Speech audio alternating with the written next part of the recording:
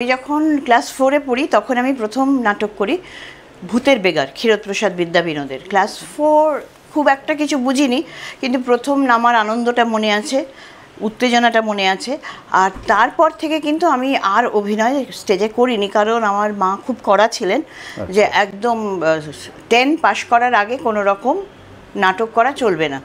এই স্ট্রিক্ট একটা গাইডেন্স থেকে আমি কাজ শুরু করি, মানে পড়াশোনাই শুরু করি, চলে 10 অবধি। 11-12-এ গিয়ে তখন আমি আস্তে আস্তে একটা নাটক, দুটো নাটক এরকম করে করি। তখন 11-12-এ আমার পড়াশোনাটা গ্রিন রুমে হতো।